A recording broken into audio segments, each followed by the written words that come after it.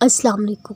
ابھی کافی سوچیں آ رہی ہوں گی تمہارے ذہن میں، کافی سوال آئیں گے، نہ جانے کب ہوگی دعا قبول، کیسے ہوگی، اتنی دیر ہو گئی، شاید اب تو نہیں ہو سکتی، اب تو راستے ہی نہیں بن سکتے۔ ان سب خیالات کو چھوڑ کر بس ایک بار اس شدت کو محسوس کرنا جس شدت سے تم اپنی دعا کو پورا ہوتا دیکھنا چاہتے ہو۔ اگر یہ احساس پیدا ہو گیا نا، پھر کبھی تمہارا دل ہار نہیں مانے گا، کبھی بے سکون نہیں ہوگا۔ چن لیتے ہیں وہ آنسو جو اس کی خاطر سجدوں پہ آدھی شب میں آنکھوں سے جاری ہوتے ہیں، پوری کرتا ہے وہ دعائیں جو آخری شب میں مانگی جاتی ہیں۔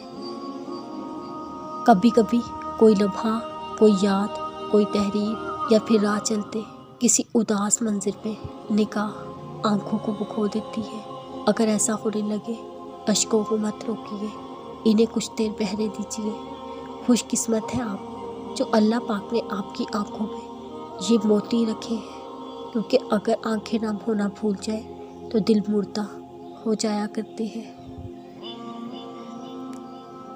وہ ناممکن دعاؤں پر ہاتھوں کو اٹھانا، وہ رب دیکھ رہا ہے تمہارا بار بار اسے منانا۔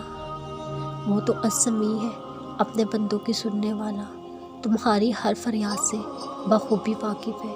ہر وہ دعا جو تم نے اپنے رب سے کی، ہر وہ فریاد جو زبان پر آنے سے پہلے ہی دم توڑ کی، ہر وہ التجا جو تم نے زبان تک لانے کی سکت نہ رہی، وہ جانتا ہے سب اور دعاؤں کو قبول کرنے والا ہے۔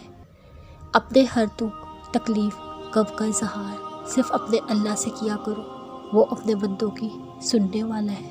اللہ سے اچھا دوست اس پوری کائنات میں کوئی نہیں، صرف وہی ہے جسے سب کچھ شیئر کر کے دلوں کو سکون ملتا ہے۔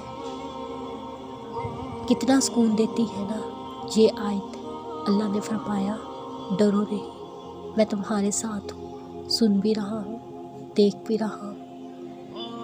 تم اللہ کی بڑائی بیان کرو، دیکھو وہ کن کن طریقوں سے وسیلے بنا کر تمہاری مشکلیں آسان کرتا ہے۔